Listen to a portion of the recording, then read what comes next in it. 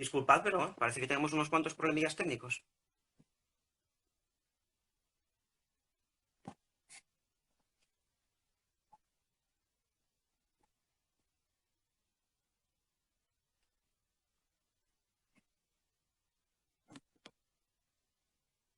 A ver si ahora funciona.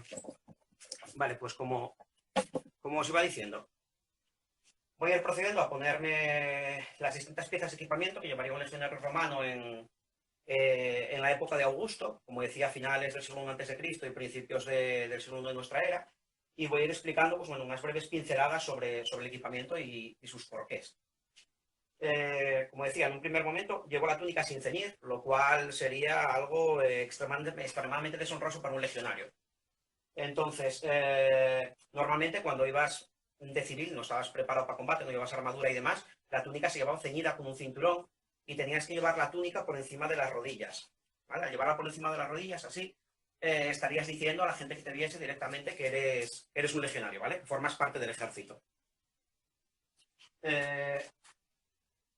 Como vamos a poner luego piezas metálicas sobre la túnica, las túnicas acaban bastante maltratadas, como podéis ver ya directamente por las manchas de óxido que tiene y algún punto salido, entre comillas, que tiene la túnica. Entonces, lo primero que nos pondríamos sería una especie de tela a la cintura que nos ceñiría la túnica, que sería la fascia focalis. No, focalis, madre de Dios. Fascia ventralis, perdón. Es solamente eso, una tela enroscada alrededor de la cintura y que tiene unos agujeros previamente hechos, los agujerea por la ocasión y se pasa con una fíbula. Una fíbula es básicamente un imperdible, como ya os comentaron mis compañeros en charlas anteriores. Podéis ver aquí, creo que se ve bastante bien, la fíbula que atraviesa con esta parte acabada en punta la tela, se pasa a esta otra parte de la herradura y se gira para que quede fija. ¿Ve? Se fija. La teoría lo dice, pero en la práctica, bien, ahora, mucho mejor.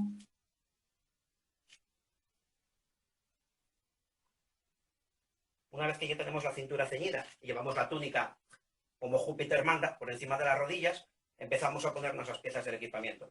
Lo primero que tendría que ponerme sería el calzado. En este caso, estas son unas Caligae. Se trata del típico calzado que tenemos todos en mente cuando pensamos en un legionario romano. La gente habla de ellas como si fuesen unas sandalias. Yo más bien hablaría de ellas como si fuesen unas botas con aberturas. Si os dais cuenta, se trata de un calzado, bueno, es bastante recio, es de cuero grueso, tiene un montón de aberturas, lo que facilita la transpiración y que seque rápido una vez que te mojas, por ejemplo, cruzando un río o algo de esto. Y la suela, para delicia de los arqueólogos, está total y absolutamente claveteada. Estos clavos de las Cáligas son uno de los vestigios más comúnmente hallados en todos los sitios por los que pasó el ejército romano, porque se pierden con cierta facilidad. Daros cuenta de que están sometidas a un desgaste bastante importante, porque si cada día que estemos de campaña caminamos 20 o 30 kilómetros, pues las tachuelas estas van sufriendo daños y se van perdiendo. De hecho, una de las cosas más comunes que hacemos es reponer los clavos de las Cáligas.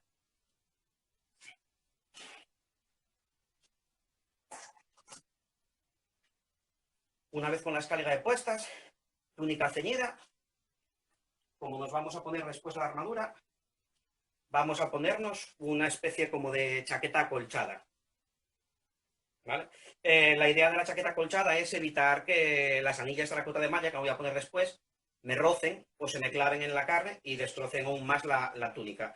De la túnica, por cierto, que no lo dije, esta túnica está hecha de lino y en un principio tenía un color rojo bastante más vívido, más saturado, y como veis ha ido perdiendo con la exposición al sol. Por aquí tengo otra túnica de lana. Esta tiene un color mucho más vivo, la lana aguanta muchísimo más con los teñidos naturales. No obstante, en contra de lo que se suele comentar, los legionarios romanos no tenían por qué llevar túnicas de color rojo. Podían tener túnicas rojas, de un color así fuertemente teñido, para días de festividades, o sea, para ir de bonito, como diríamos ahora. Pero podían tener también túnicas de color crudo, de cualquier otro color que les apeteciese.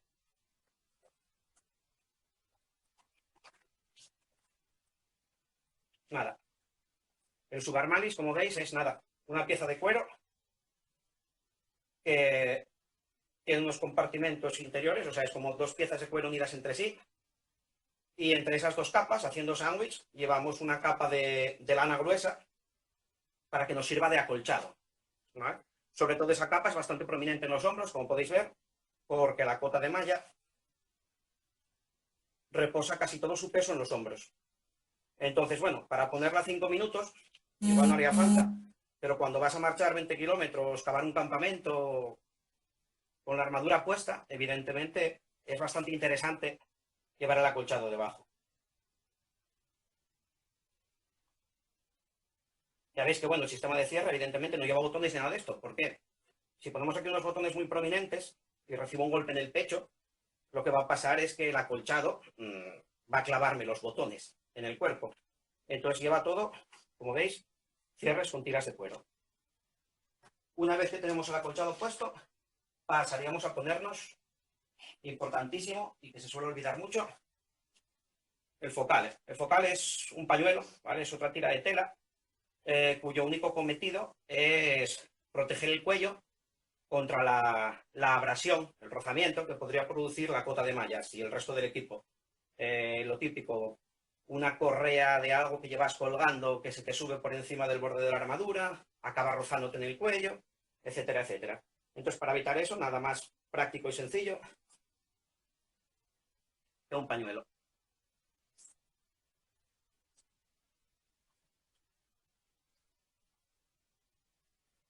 A ver si podemos incorporarlo aquí al museo y solventamos los problemas de sonido.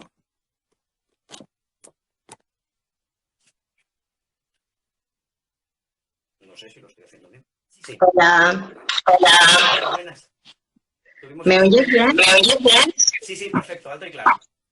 Hace algo de esto, ¿verdad? Parece que se me bastante bien, ¿no? Dame un segundito. A ver si ahora mejor. A ver si ahora mejor. Muy bien. Se oye muy Perfecto. bien. Pues, Perfecto. me Pues quedo yo aquí para tomar nota de las preguntas. Sigue tú con lo tuyo. Vale, perfecto. Muchísimas Venga. gracias. Venga.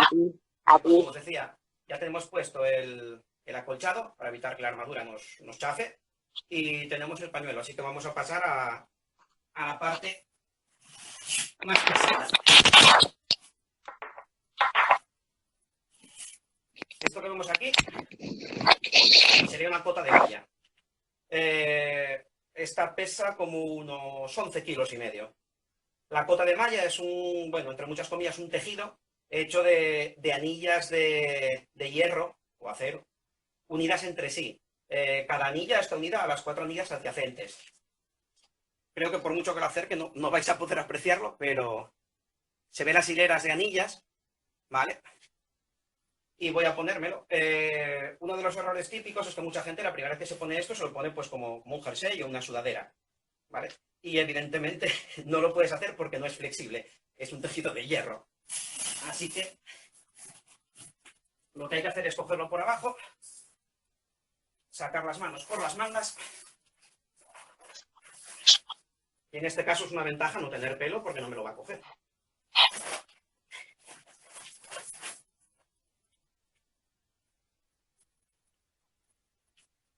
Como veis,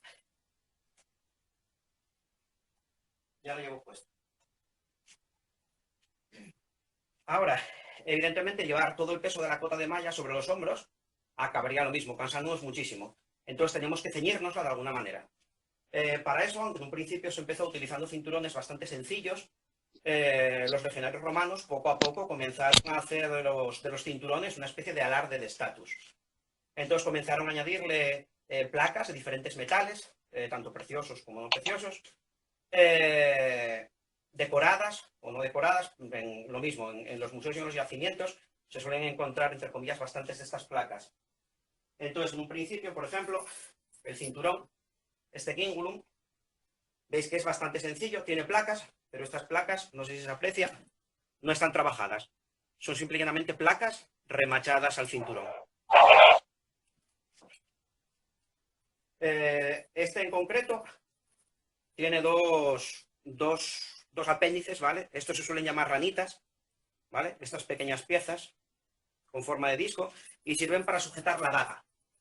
Entonces, voy a enganchar la daga para que veáis cómo se hace y me lo voy a ceñir.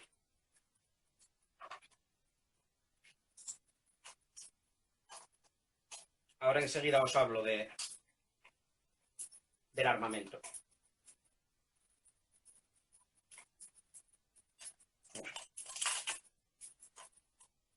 Como veis, queda colgando del cinturón.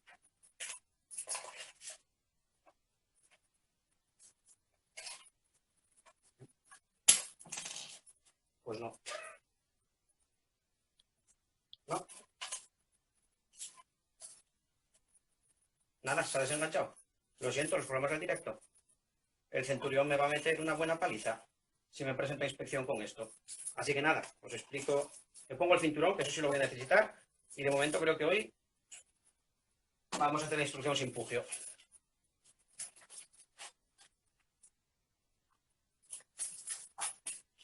Perdonad los nervios.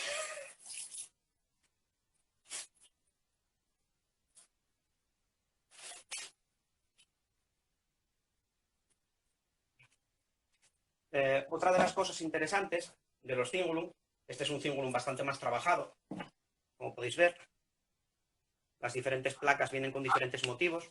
Hay motivos florales, geométricos, incluso, por ejemplo, puedes encontrar inscripciones con el nombre y el rango del dueño del objeto.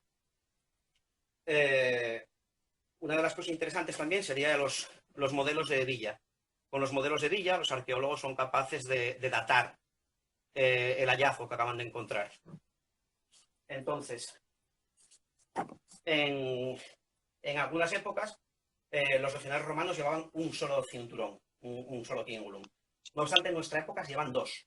En uno llevarías colgando el pugio, como os acabo de decir, la daga, y en otro llevarías colgando la espada, el gladius. Entonces voy a proceder a ponerme el segundo. Una de las cosas que fueron evolucionando también fue, como íbamos diciendo, el añadir elementos decorativos, y en este caso veis que la tira final ha sido dividida en varias tiras más pequeñas y se le ha añadido unos pequeños pesos de bronce al extremo. Esto se iría acentuando con el paso del tiempo y daría paso a la imagen que tenemos del legionario imperial, que llevaba un faldellín bastante ancho que cubría toda la zona inguinal. Entonces, tenemos que pasar el cingulum por las tiras de agarre del gladius, de la espada.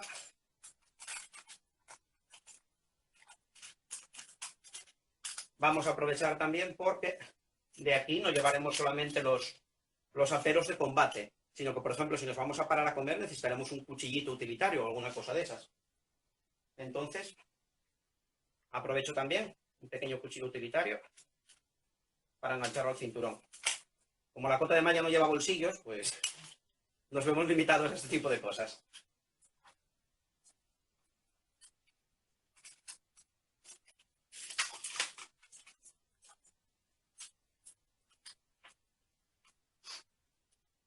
Lo ceñimos, si somos capaces.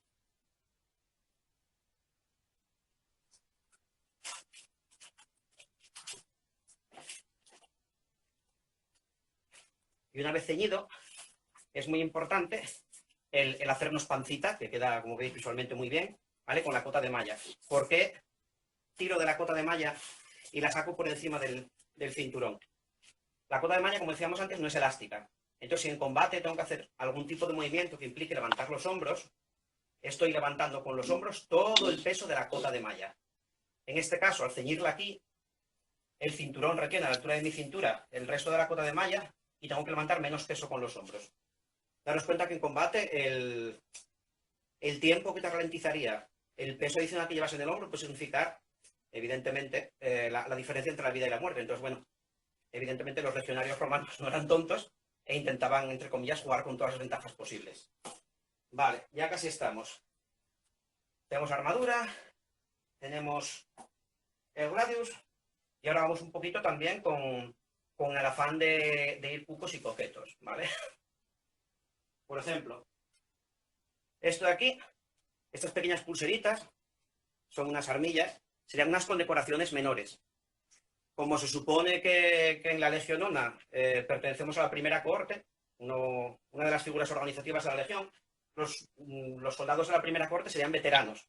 Entonces sería bastante normal que llevásemos algún tipo de condecoraciones menores, como es este caso.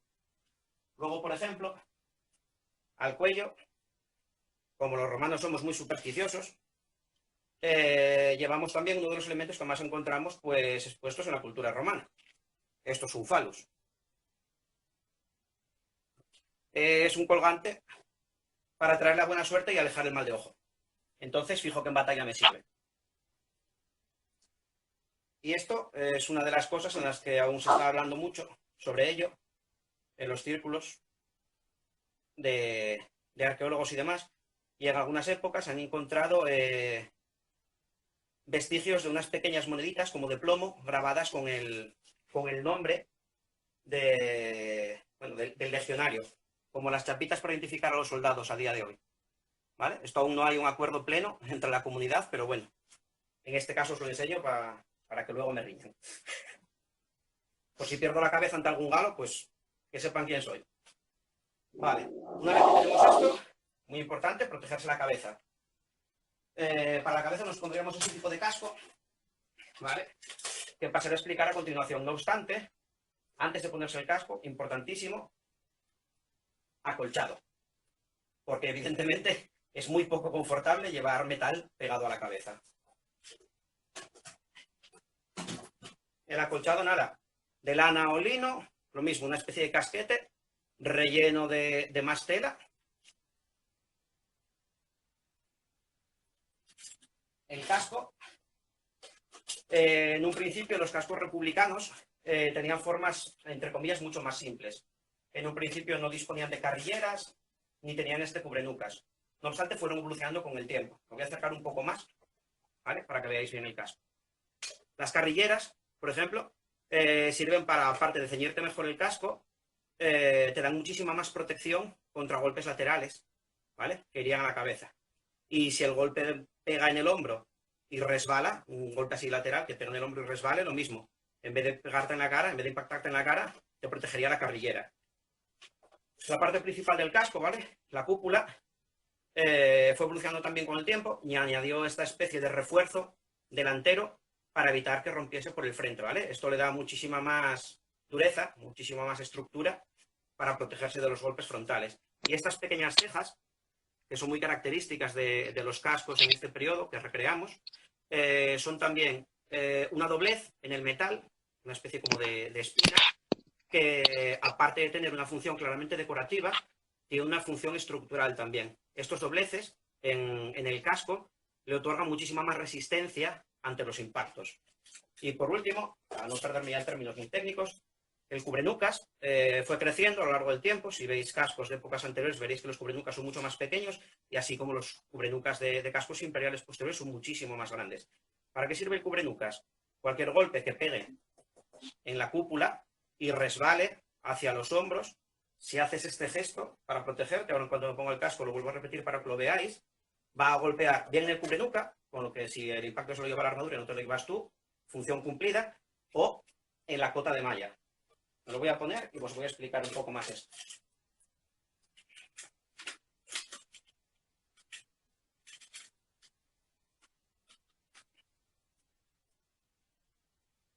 Vale. ¿Qué cosas interesantes encontramos en los cascos romanos de esta época? Por ejemplo, estas hendeduras que llevan aquí las carrilleras sirven para que podamos ver, no nos quitan mucho campo visual y para que podamos hablar. Y este entrante de aquí, que podéis ver, coincide, bueno, a grosso modo, con las orejas, de manera que puedas mantener casi toda tu capacidad auditiva y escuchar lo que digan tus compañeros y las órdenes, ¿vale? Lo que es más importante en combate. Lo que decíamos antes, me viene un golpe desde arriba, evidentemente el instinto cuando te cae algo encima es, lo primero, cerrar los ojos, importantísimo, y luego este giro, ¿vale? Hacia el hombro. El golpe impactaría aquí, resbalaría. Si va hacia la parte de atrás, en el cubrenucas.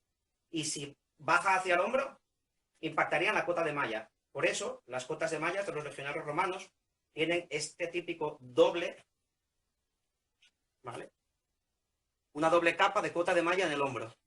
Sale de la espalda y se fija al pecho aquí, ¿de acuerdo? Así estamos muchísimo más protegidos, porque de aquí hacia abajo se supone que muchos golpes no vamos a llevar, ¿vale? Por el escudo, que explicaré después. No obstante, por seguir añadiendo complementos, por si en algún momento se nos pone un conejo a tiro o hay que tirar piedras al enemigo desde lejos, esto es una onda, es el arma de proyectiles, entre comillas, más sencilla, ¿vale? Son unas cuerdas trenzadas y como es un arma muy fácil de llevar, me la engancho al cinturón, no me pesa, no me molesta y oye, si en algún momento la tengo que utilizar, pues mira, ahí la tengo de reserva, hay munición, las piedras, las hay por todas partes.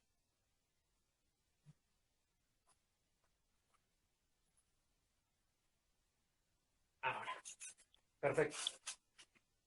Más cosas, la espada. ¿Por qué llevamos la espada a la derecha? Vale, es un tema bastante sencillo. Una vez que te pones con unos cuantos compañeros y lo pruebas, te das cuenta de que, claro, si ponemos la espada a la izquierda, para desenvainarla tenemos que hacer un movimiento amplio, así, con lo cual, si estamos, entre comillas, bastante apretados, acabaría impactando al compañero de la izquierda a sacar, al compañero de la derecha, etcétera, etcétera. ¿Qué pasa? El radio se desenvaina así. Como veis, con un simple movimiento y un giro de muñeca, acabo de desenvainar la espada y prepararla para combatir en un espacio, vamos, ínfimo, mínimo. La espada, aprovechando que estamos con ello, se trata de una espada, bueno, entre comillas, una espada corta.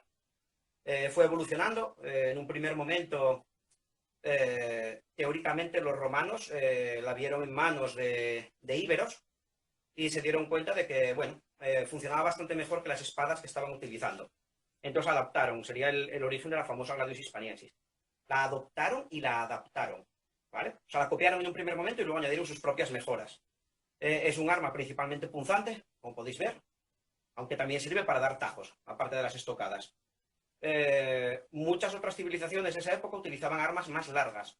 ¿Por qué los romanos utilizaban estas armas así de cortas? Porque esta no es el único arma que utilizaban en combate cuerpo a cuerpo, ¿vale? Esto me lleva al siguiente punto, que es el uso del escudo.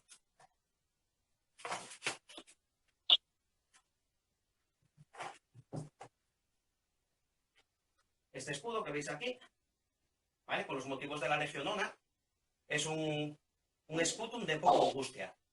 Lo primero que nos puede llamar la atención es el acabado. Veis que la parte superior sí es plana y luego se redondea por aquí por los bordes para acabar bajando recto por los lados. ¿Vale? Ese no es el escudo que estamos acostumbrados a ver. El escudo típico que estamos acostumbrados a ver es el escudo imperial, una especie de rectángulo en forma de teja. No obstante, este sería pues su padre, ¿no? O su abuelo, depende de cómo lo queramos decir. En un principio, los escudos republicanos eran más grandes, eran ovalados por arriba, pero con la reforma de Cayo Mario, posteriores reformas con Augusto, debieron de llegar a la conclusión que, claro, si te cuelgas esto de la espalda, efectivamente, podéis ver ahí en la imagen de abajo partes del equipamiento. Efectivamente, llevar esto colgando de una furca, como visteis que demostraron ayer mis compañeros Jaquetanus y Carpetanus, es bastante molesto. Cuesta abajo, y esto ya os hablo desde la experiencia personal por la recreación, cuesta abajo te puede impactar en los tobillos. Si tropiezas con una piedra en medio del monte, bueno, si el escudo tropieza con una piedra en medio del monte, te va a golpear en la nuca y es posible que caigas hacia adelante. Es bastante grande y molesto. Entonces, ¿cuál fue la primera decisión? Nada, cogemos los escudos que tenemos, cortamos por arriba y por abajo, que sigue dando suficiente protección y ya está. Más cosas del escudo. El escudo podéis ver que tiene aquí en el centro una pieza metálica, ¿vale? Que sale del escudo. Esa pieza metálica es el humbo. Y vos preguntaréis, ¿y qué hace eso ahí en medio del escudo? Eso viene dado por la manera en la que se coge el escudo. El escudo no se embraza como los escudos medievales, ¿vale? Podéis ver que tiene un hueco ahí en el centro. En ese hueco es donde se mete la mano y el escudo se llevaría así, simplemente metiendo ahí la mano. Evidentemente, a través de ese hueco nos asomaría la mano por delante y por eso ponemos ese protector frontal, que es el humbo. El humbo también se podría utilizar para golpear al enemigo, como atestiguan algunos textos de la época. No obstante, lo que os decía, la concepción que tenemos del escudo es una cosa defensiva. El escudo es un arma. Es un arma tremendamente ofensiva también. Con lo que pesa el escudo y lo amplio que es, puedes golpear. Llegas corriendo cargando, elevas el escudo sobre el hombro y golpeas adelante, con lo que descargas todo tu peso sobre el borde del escudo. Unos impactos tremendos. Aparte, puedes desviar las armas del enemigo y golpearlo con él. Cuando estás en posición defensiva, golpearle a los pies y los pone muy adelante. Tiene muchos usos y muchas triquiñuelas en combate. Y lo que decía antes, en conjunción con el Gladius, con la espada, una vez que estás combatiendo necesitas armas muy largas porque no tienes que asomar detrás de la protección del escudo. Esto típico que vemos en las películas, que sacan el brazo así para golpear, es totalmente incorrecto. Si yo en un combate cerrado con un montón de gente saco el brazo así, ya me puedo ir despidiendo del brazo. Cuando golpeas, lo que tienes que hacer es cubrirte ahí con el escudo y, como veis ahora mismo en la imagen, estoy golpeando sin sacar el brazo de detrás del escudo. ¿Vale? Evidentemente de frente lo que veríais sería esto. Una cabeza fuertemente acorazada, quizás se me vean algo los hombros, el escudo ahí puesto y la espada que puede salir por cualquiera de los bordes del escudo. Con lo que veis que, claro, los legionarios romanos somos infantería pesada. Pues inicialmente creo que por mi parte no tengo ninguna cosilla así más que explicaros. A no ser que tengáis alguna pregunta, yo encantado de responder. Os voy a quitar el escudo que se come todo el campo de visión. Hay preguntas. Bueno, Pero pues se oye dime. con mucho eco. Entonces, no sabemos si es por tu volumen. Perdón. ¿Puedes probar de bajarlo? Sí, ahora mismo. Prueba ahora, por favor. ¿Ahora mejor? Se sigue oyendo con eco. Pues no sé, porque está el volumen bastante bajo. Voy a probar despacito a hacerte las preguntas. Vale. Es bastante molesto, pero... Bueno, Lo siento. nada, no te preocupes. Antonio Espinosa nos preguntaba cómo se distingue una legión de otra. Bueno, mira, eso es una de las cosas que no os he explicado. Por los dibujos, por las decoraciones que hay en el escudo. Como podéis seguir viendo, en nuestro escudo hay varios motivos, ¿vale? En los textos sí que está clara que, por ejemplo, salía una u otra cohorte de una legión de detrás de una colina y los legionarios se alegraban porque le identificaban por sus escudos. O sea que de ahí podemos inferir que, claro, los dibujos, o sea, las decoraciones, sí que eran características pues, de cada legión, de cada cohorte, de cada grupo militar, entre comillas. En la legión Nona tenemos, bueno, estas espinas, las lúnulas, los caballitos de mar, entre comillas, que no son caballitos de mar, alguien me golpeará después por decir esto. El laurel victorioso y unas tábulas, que no sé si se verán, que nos identificarían. Ya veis que Legión Nona, ¿vale? La Legión Novena está escrito con V y 4 palitos, y no es que sea incorrecto, es que en esta época ambas maneras eran válidas para referirse. Los números romanos que utilizamos ahora provienen de un ajuste, entre comillas, que, bueno, algunos dicen que es medieval y otros dicen que es muy anterior, porque si yo tengo que grabar en mármol una cifra y voy a grabar el 9, es mucho más fácil grabar un palito y una X que grabar una V y 4 palitos, ¿vale? Ahorro espacio y ahorro tiempo.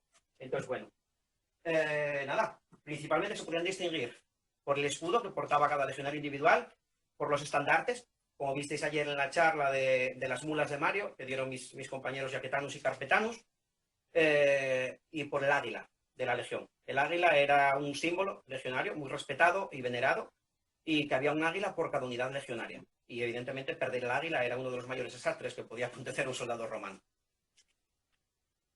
Bien. Pregunta también Pepe Lloret, ¿cómo llamaban a la vaina? Vale. Vulva. El gladius, ¿vale? Y la vulva en la que se enfunda el gladius. Vale. Eva pregunta, ¿cuál es el peso del escudo?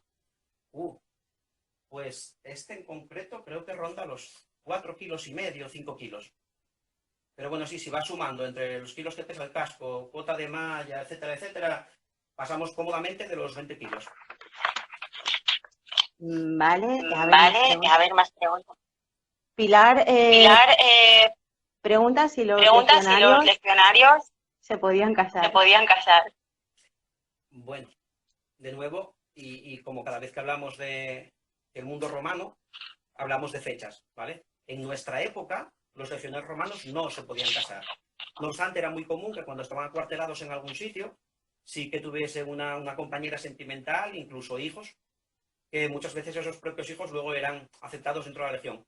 No obstante, si un legionario moría en servicio, se le daba automáticamente a su compañera de ese momento la ciudadanía romana y, por extensión, a los hijos que hubiesen tenido como pareja. No obstante, en siglos posteriores sí que se dio licencia a los legionarios romanos para poder casarse. Bien. Pregunta a un huevo negro si los legionarios cambiaban la sal por oro al terminar su servicio. ¿Perdón? ¿Si cambiaban el qué por oro? La sal por oro. Ah, la sal, por el salario. Vale, de nuevo, volvemos a épocas, ¿vale? Sí que hay épocas que se cree que les pagaban con sal, sí que les podían pagar en especias o tener un salario pues pecuniario, ¿vale? En moneda contante y sonante. Y al final del servicio, teóricamente, se les daba pues una cantidad bastante interesante o, depende de nuevo de la época, se les daba un lote de tierras. Pero sí, vamos, sí que cambiaban la sal por dinero. Vale, apunta Rubén que la vaina se llama vagina. Ah, perdón. Y de ahí, vaina. Vale, pues nada, el filólogo clásico me ha corregido, perdón. ¿Más preguntas? Elena pregunta si afectaba de alguna manera a la formación ser zurdo. Sí, total y absolutamente. En la Legión Romana nadie combatía como zurdo, ¿vale? Todo el mundo esgrimía las armas con la mano derecha y se cubrían con el escudo con la mano izquierda. Hay una razón para esto, ¿vale?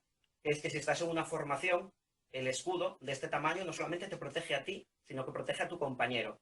Entonces, imaginemos que estamos todos en una misma hilera y vamos a ver una sucesión de escudo, espada, escudo, espada. Si en esa formación ponemos un zurdo, va a haber un momento en el que haya un escudo, espada, espada y otro escudo, con lo que quedaría un hueco en la línea, con lo cual estás desprotegiendo a tus compañeros. Entonces, por muy zurdo que fueses de nacimiento y si hacer todo muy bien con la mano izquierda, si entrabas a formar parte de la legión, aprendías a combatir con la mano derecha.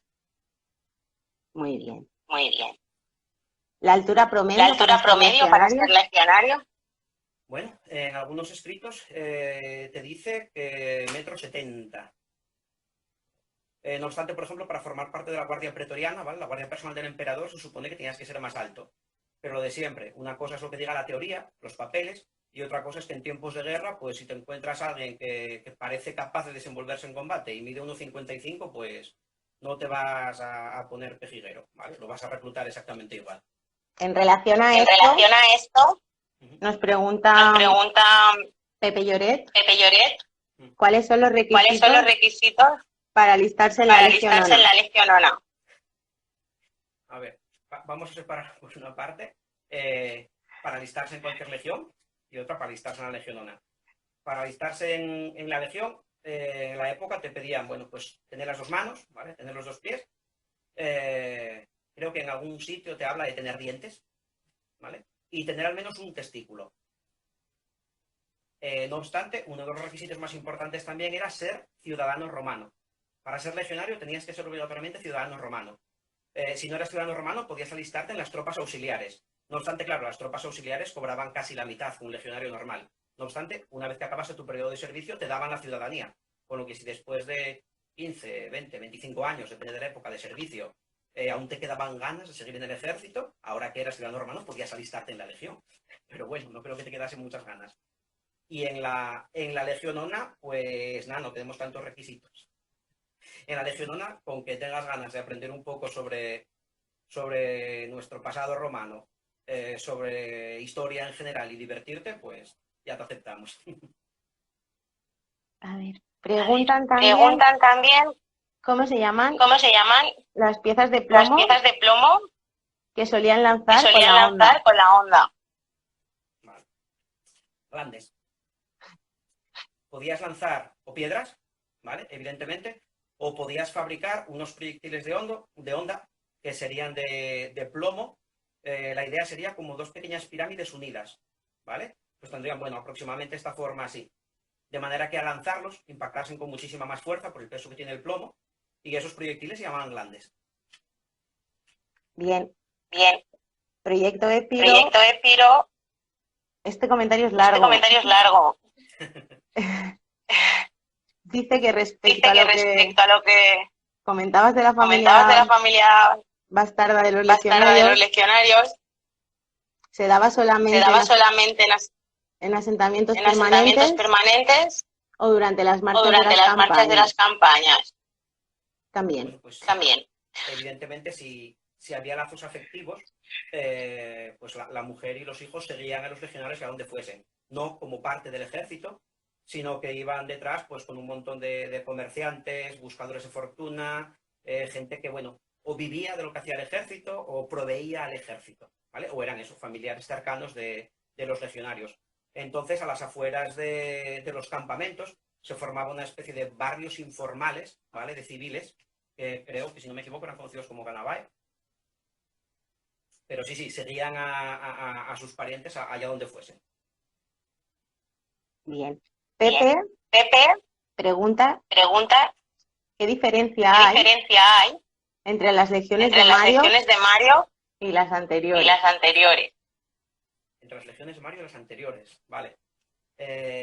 Cayo Mario fue un político romano, ¿vale? Reconocidísimo, muy famoso, que cuando llegó al poder, en medio de una gran crisis, en el siglo, a caballo entre el siglo II y el I antes de Cristo, juraría. Pero bueno, no soy historiador, así que fijo que me corrigen posteriormente.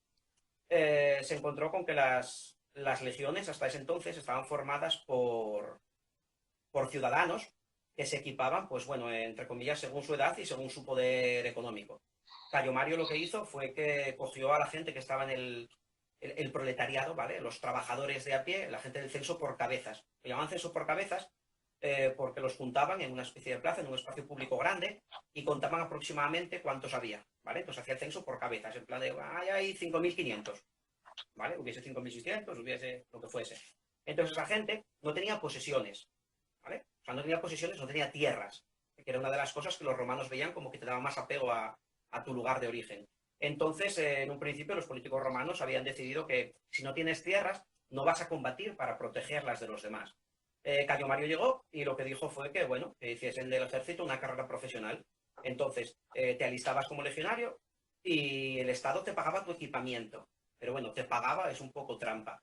Más bien, te daba el equipamiento con un préstamo que ibas devolviendo lentamente con tu sueldo como legionario y que finalmente acababa siendo tuyo. No obstante, ese equipamiento, como dije antes, por ejemplo, con el cingulum y demás, sí que los legionarios podían ir modificándolo porque era una señal de estatus, ¿vale? Y era una manera de llevar dinero encima.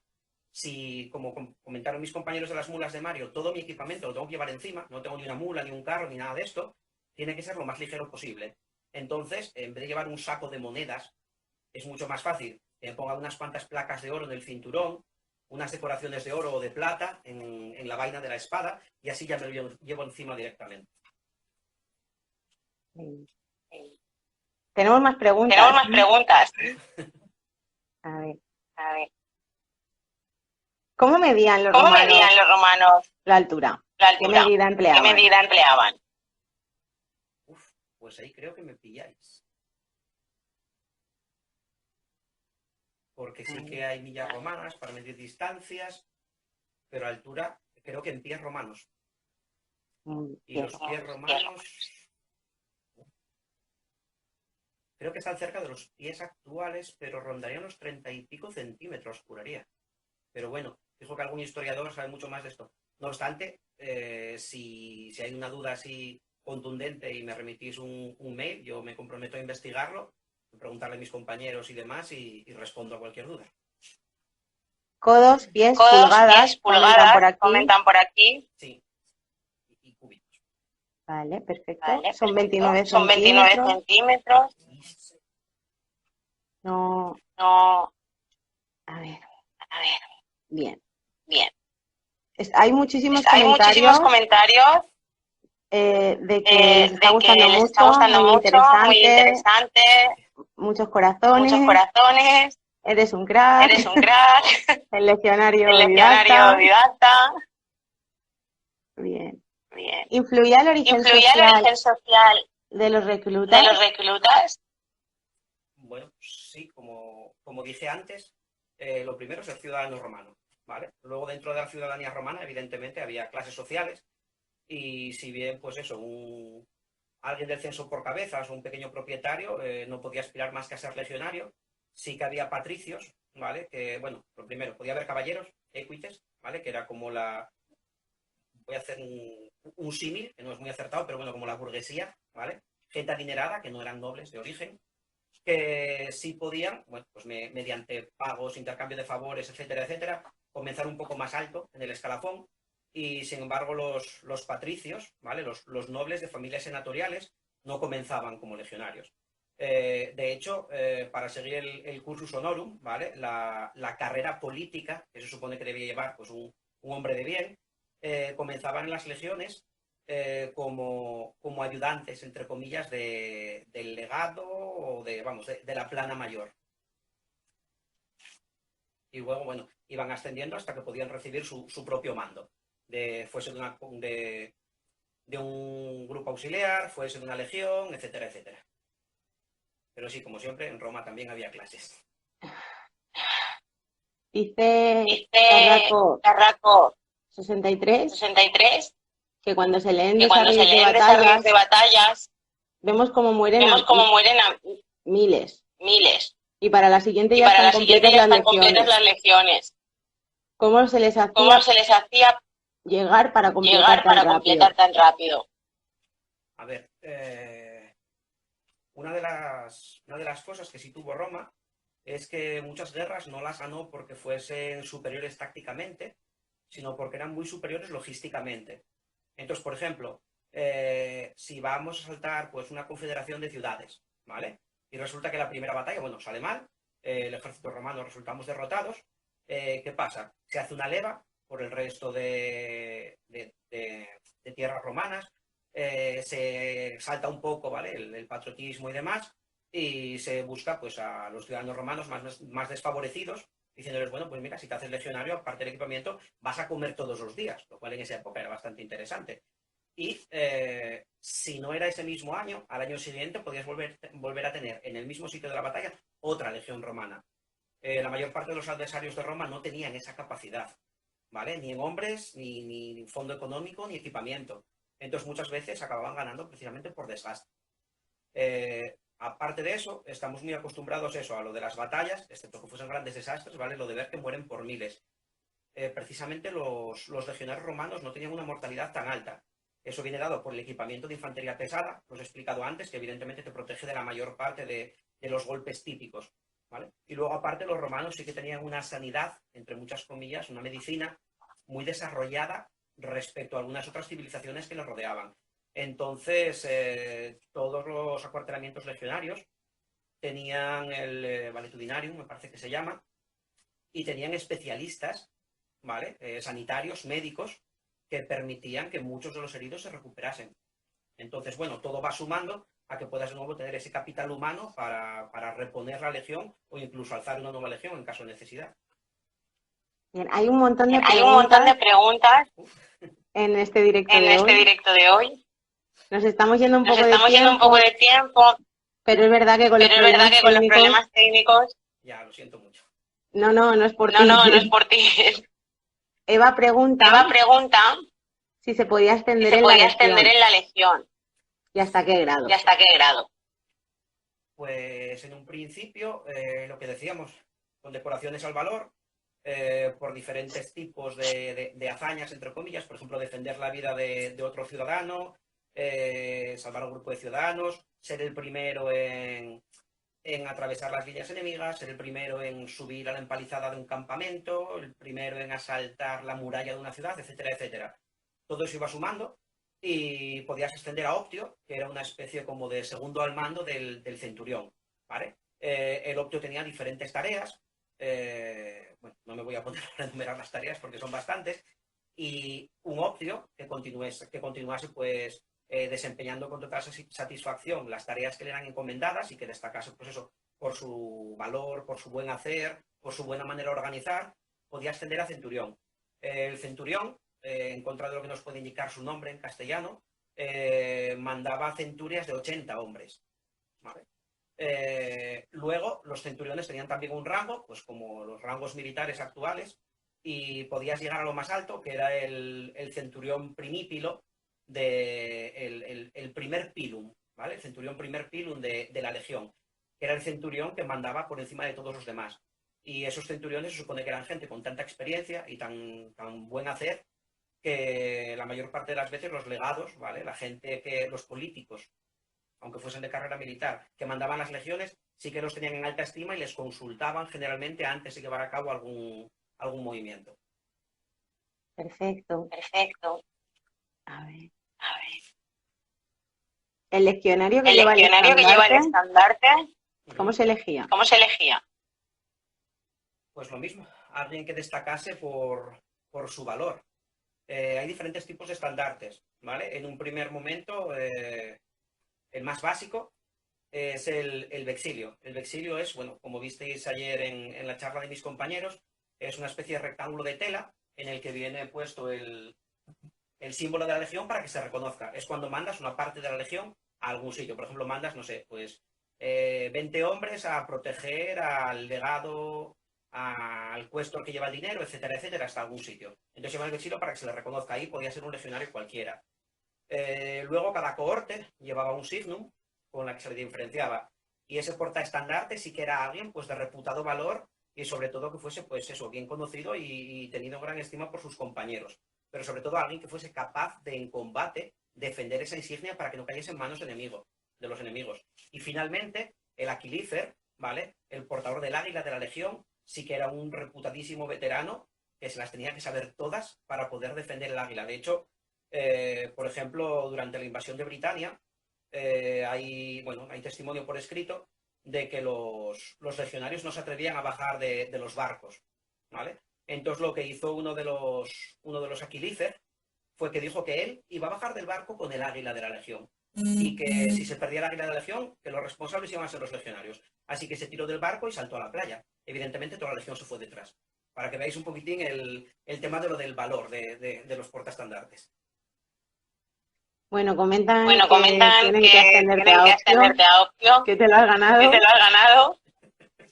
Que las preguntas, como tenéis muchas, las podéis hacer en el perfil de Instagram, en las redes de Hispania Romana, comentan. Ahora cuando subamos el vídeo, también si tenéis más preguntas las responderemos. Estamos ya casi a punto de terminar el directo porque Instagram no lo corta. A ver, a los legionarios retirados se les honraba como veteranos o pasaban al olvido. Bueno, de hecho, cuando les daban lotes de tierras, sí que les solían dar lotes de tierra que no fuese dentro de la propia Italia, lo cual formaba parte un poco del proceso de romanización de los sitios. Y evidentemente era gente con tierras, con dinero y con una experiencia pues bastante valiosa, así que eran bastante reputados en los sitios en los que iban a vivir. Sí, sí. Genial. Bueno, pues creo que vamos a ir cortando. Vale, vais a disculpar los problemas técnicos que hemos tenido hoy. Seguramente mi compañero Diego podía haberos aportado mucho más, pero bueno, lo hemos salvado. Pues muchísimas gracias por todo. Un placer. Hasta luego. Venga, hasta luego.